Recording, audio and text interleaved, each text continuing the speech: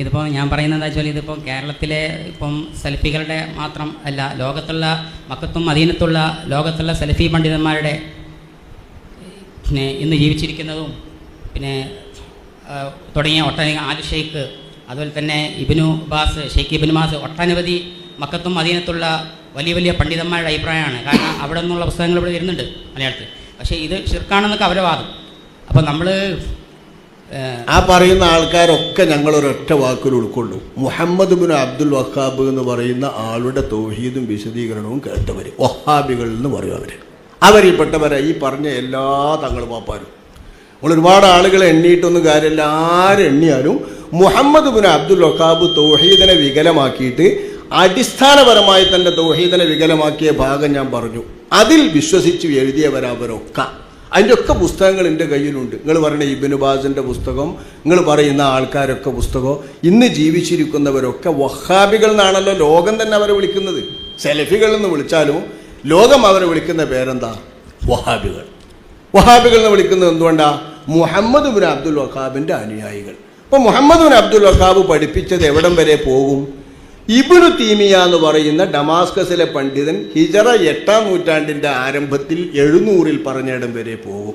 ഹിജറ 700-ന്റെ മുൻപ് ഇബ്നു തീമിയക്ക് അപ്പുറത്ത് ഒരൊറ്റ കുട്ടിനെ നിങ്ങളിപ്പോൾ ഈ പറയുന്ന ശിർക്ക് പറഞ്ഞിരുന്നവർ കാണിച്ചിട്ടുണ്ടെങ്കിൽ അപ്പം നോക്കാം നമുക്ക് ബാക്കി കാര്യം. ഇബ്നു തൈമിയന്റെ ശിഷ്യനാണല്ലോ ഇബ്നു കസീർ. ഇബ്നു കസീർ അപ്പോൾ ഇബ്നു കസീർ എന്ന് ഇപ്പോൾ നമ്മളെ കേരളത്തിലെ സുന്നികളെല്ലാം അതാണുള്ള രസം. ഇബ്നു കസീറിന്റെ കേരളത്തിലെ സുന്നികളൊക്കെ അംഗീകരിക്കുന്നത് എന്തുകൊണ്ടാണ്? ഇബ്നു തൈമിയയുടെ വിഡ്ഢിത്തം അദ്ദേഹം പറയാത്തതുകൊണ്ട്. അദ്ദേഹമാണ് അള്ളാഹുവിന്റെ റസൂലിന്റെ ഖബറിൽ വന്ന് ആവരാതി പറഞ്ഞിട്ട് നിങ്ങൾ ഈ പറഞ്ഞ അതേ രീതിയിൽ പ്രാർത്ഥിച്ച് വിഷമിച്ച് ബുദ്ധിമുട്ടിയിട്ടുള്ള അദ്ദേഹത്തിന്റെ കഥ വിശുദ്ധ ഖുർആനിലെ സൂറത്തു നിസായിലെ ആയത്ത് വെച്ചിട്ട് ആ ആയത്തിന്റെ വിശദീകരണമായിട്ട് കൊടുത്ത ആള്. ആ ആയത്തിൽ അദ്ദേഹം പറയുന്നത് ഇന്നുമുള്ള ദോഷികളോടും പാപികളോടും അവർ പാപം ചെയ്താൽ നബിയുടെ മുൻപാകെ വന്ന് ഏറ്റുപറയാനും നബിയോട് ആവലാതിപ്പെടാനും ഈ ആയത്ത് ആഹ്വാനം ചെയ്യുന്നു എന്ന് എഴുതിയ ആളാണ് ഇബ്നു കസീർ റളിയല്ലാഹു അൻഹു റഹ്മഹുല്ലാ. ഇബ്നു തീമിയയുടെ ശിഷ്യനായിട്ടും ഇബ്നു തീമിയയുടെ 100 കണക്കിന് ശിഷ്യന്മാരിൽ ഇബ്നുൽ ഖയ്യിം എന്ന ഒരു ശിഷ്യന്റെ പേരല്ലാതെ വേറെ ഒരൊറ്റ ശിഷ്യന്റെ പേരും സാധാരണ പറയാൻ കഴിയൂല. ഇതുമായി ബന്ധപ്പെട്ട് ചോദിക്കാണ്ട് എന്താണെന്ന് വെച്ചാൽ ഇപ്പം ആ കാര്യം അല്ല, നിങ്ങൾ ആളെ മനസ്സിലാക്കിയതുകൊണ്ടാണ് ഞാൻ സംസാരിക്കുന്നത്. നിങ്ങൾ ആളുകളെ പറഞ്ഞതുകൊണ്ട് ഈ ആളുകളെ പരിചയപ്പെടുത്തി തരികയാണ്. അപ്പം ഇത് ഈ ഒരു ഹദീസാണോ അല്ലെങ്കിൽ ഇതൊന്നും ഉദ്ധരിക്കണം. അതായത് ഇപ്പം ഇബ്നു കസീറിന്റെ തഫ്സീറിൽ പറഞ്ഞു എന്ന് പറഞ്ഞല്ലോ. ഇബ്നു കസീറിനെ നിങ്ങൾ പറഞ്ഞപ്പോൾ ഞാൻ പറഞ്ഞാണ്. ഇബ്നു കസീറിന്റെ പറഞ്ഞ് ഞാൻ വിശദീകരിക്കും ആവശ്യമുണ്ടെങ്കിൽ. ആരാണ് വന്നത് ആരാണ് ഖബറിൽ വന്ന് ചോദിച്ച കാര്യങ്ങൾ സംബന്ധിച്ച് അതൊരു സഹാബിയാണോ അല്ലെങ്കിൽ അത് അതിനെ സംബന്ധിച്ചുള്ള വിശദീകരണം ആവശ്യമാണ്. അതിന്റെ വിശദീകരണം പറയാന് അത് തെളിവാക്കി പറയേണ്ട കാര്യം നമുക്കില്ല. അങ്ങനെയാണെങ്കിലല്ല പറയാ. ഇബ്നു കസീർ അത് ഈ ആയത്തിന്റെ വ്യാഖ്യാനത്തിൽ കൊടുക്കുന്നു. ലോകത്ത് ഇബ്നു കസീർ വായിച്ചവരൊക്കെ വായിക്കുന്നു. എല്ലാ ഇബ്നു കസീറിനെ വായിച്ച പണ്ഡിതന്മാരും ഇത് തൗഹീദിന് വിരുദ്ധമല്ല, ശിർക്കാണ് എന്ന് ആരും പറയുന്നില്ല. ഇത് തന്നെയാണ് അതിന്റെ തെളിവ്. ശിർക്കാണെങ്കിൽ ഈ കിതാബിൽ ഇത് കാണുമ്പോൾ ആ ശിർക്കാണ് എന്ന് എല്ലാവരും പറയില്ലേ? ഒരു ഇമാമും പറഞ്ഞിട്ടില്ല. ഈ ആയത്തിനോ 100 കണക്കിന് വഹാബികൾ ഓതുന്ന ആയത്തിനോ എതിരാണെങ്കിൽ ഇബ്നു കസീർ എങ്ങനെ അദ്ദേഹത്തിന്റെ ഗ്രന്ഥത്തിലാവും? വിഷയങ്ങൾ മാറ്റരുത്, വിഷയം മാറ്റി പോരരുത്. നമ്മൾ പറഞ്ഞ പോയിന്റിൽ തന്നെ നിൽക്കണം.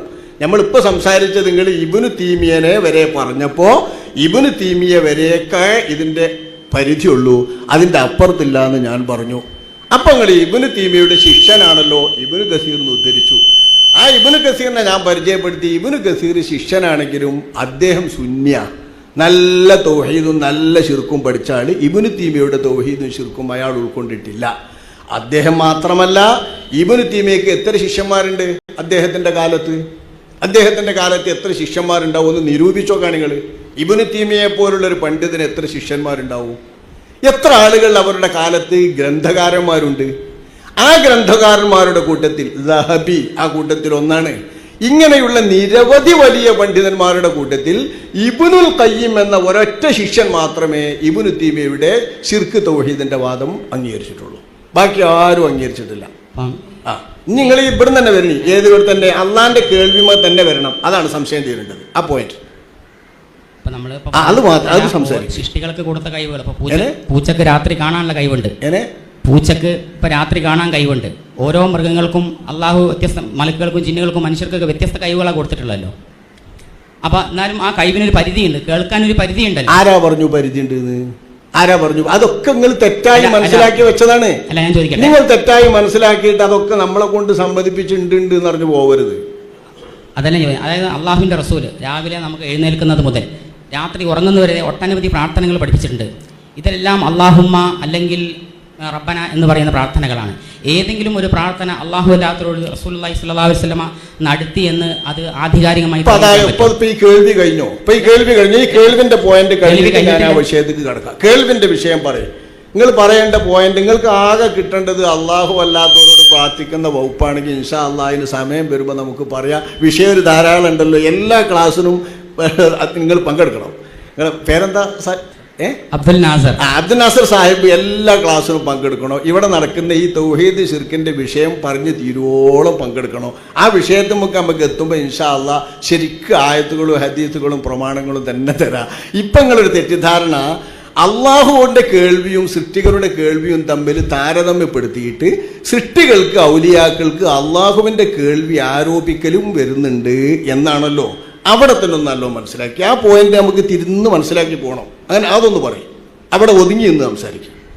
അല്ല, നമ്മളിപ്പോൾ എൻ്റെ ചോദ്യം ഇതുമായി ബന്ധപ്പെട്ട ചോദ്യം ഞാൻ ചോദിക്കുന്നത്, അതായത് നമ്മൾ അള്ളാഹുവിനോട് ചോദിക്കുന്ന എല്ലാ ചോദ്യങ്ങളും സൃഷ്ടികളോട് ചോദിക്കാൻ പറ്റുമോ?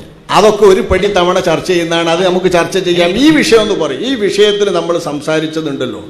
എന്താ ഇപ്പൊ സംസാരിച്ചത്? എല്ലാം കാണുന്നവനും എല്ലാം കേൾക്കുന്നവനും അള്ളാഹ്. അതങ്ങനെ തന്നെയാണ്. എല്ലാം കാണുന്നവനും എല്ലാം കേൾക്കുന്നവനും അള്ളാഹുവാണ്. അപ്പൊ സാധാരണക്കാരായ ആളുകളെ സംബന്ധിച്ചിടത്തോളം വഹിയത്തി ഷെയ്ഖ് എന്റെ രോഗം ശിഫാക്കണേ, ബദരീങ്ങളെ എന്നെ കാക്കണേ എന്ന് പറയുന്ന ആ സമയത്ത് അയാളുടെ മനസ്സിലുണ്ടാകുന്ന ഭാവം എന്താണെന്നുള്ളതാണ്. എന്താണ് ഭാവം? ചോദ്യം. അതായത് മൊയ്യദ്ദീൻ ഷെയ്ഖ് അല്ലെങ്കിൽ ബദരീങ്ങൾ കേട്ടിട്ട് അള്ളാഹിനോട് പറഞ്ഞ എന്റെ കാര്യം കേൾക്കും എന്ന് വിശ്വസിച്ചാൽ എന്താണ് കുഴപ്പം? എല്ലാം കേൾക്കാനും കാണാൻ എല്ലാം കേൾക്കണ്ട. ഞാൻ പറയുന്നത് കേൾക്കുന്നു വിശ്വസിച്ചാൽ എന്താ കുഴപ്പം? എന്താണ് അവിടെ കുഴപ്പം? ഞാൻ പറയുന്നത് കേൾക്കുന്നുണ്ടോ? നിങ്ങൾ പറയുന്നത് ഞാൻ കേൾക്കുന്നുണ്ടോ? ഉണ്ടോ? ഇവിടുന്ന് കേൾക്കുന്നത് ഞാനിപ്പോ അപ്പൊ ഇവിടുന്ന് കേൾക്കുക, അവിടുന്ന് കേൾക്കാതിരിക്കുക, ഇതാണോ അള്ളിയും പടപ്പുകളും തമ്മിലുള്ള വ്യത്യാസം? അള്ളാന്റെ കേൾവിയും നമ്മളെ കേൾവിയും തമ്മിൽ ഇവിടുന്ന് ആവുക അവിടുന്ന് ആവുക, അടുത്ത് നിന്നാവുക ദൂരത്ത് നിന്നാവുക എന്നതാണോ വ്യത്യാസം? അതൊന്ന് മനസ്സിലാകണല്ലോ നമുക്ക്. ആ പോയിന്റ് പോയാതെ, ആ പോയിന്റ് മനസ്സിലാകാതെ നമ്മൾ വേറെ പറഞ്ഞിട്ട് പറയില്ല. എല്ലാം കേൾക്കുക എല്ലാം കാണുക എന്ന് ചൊല്ലിപ്പടിച്ചത് ഇങ്ങനെ ആവർത്തിച്ചുകൊണ്ടിരുന്നാൽ നമ്മളെ സമയം വെറുതെ പോവുകയാണ് ചെയ്യുന്നത്. സംശയം ഒന്ന് നോക്കി, അള്ളാഹുവിൻ്റെ സിഫത്ത് കേൾവി എന്ന സിഫത്തിൽ പങ്കു ചേർക്കൽ വരുന്നുണ്ട് എന്നാണ് നിങ്ങൾ പറയുന്നത്. ആ പങ്കു ചേർക്കണമെങ്കിൽ അള്ളാഹുവിൻ്റെ കേൾവി എന്ന സിഫത്ത് എന്ത്, നമ്മളെ കേൾവി എന്ന സിഫത്ത് എന്ത്, അത് തമ്മിലൊരു വ്യത്യാസം പറഞ്ഞു. നിങ്ങളെ കേൾവി അള്ളാഹിൻ്റെ കേൾവി തമ്മിൽ എന്താ വ്യത്യാസം?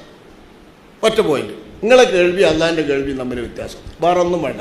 ശാസ്ത്രീയമായിട്ട് തന്നെ മനുഷ്യനിക്ക് കേൾക്കുന്ന എത്ര ഹെഡ്സ് വരെ കേൾക്കാന്നുള്ളത് ശാസ്ത്രീയമായിട്ട് തന്നെ മനുഷ്യന്റെ കേൾവി ശക്തി എത്രയാണെന്ന് തെളിയിക്കപ്പെട്ടുള്ള കാര്യമാണ്. മനുഷ്യർക്ക് എത്ര ഹെഡ്സ് ശബ്ദത്തിലുള്ള ശബ്ദങ്ങൾ കേൾക്കുന്നുള്ള ഈ കേൾവി, ഇത്ര കേൾവി അള്ളാഹ്ക്കുല്ലേ?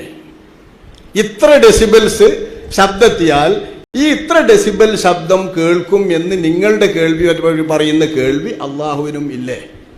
ആ കേൾവി അല്ലല്ല, നമുക്കുള്ള കേൾവി അള്ളാഹ്ക്കില്ലേ? അത് പിന്നെ പറയേണ്ട ആവശ്യമില്ല. പറഞ്ഞിട്ട് മനസ്സിലാക്കും. ഉണ്ടോ? അങ്ങനെ ഉണ്ടോ?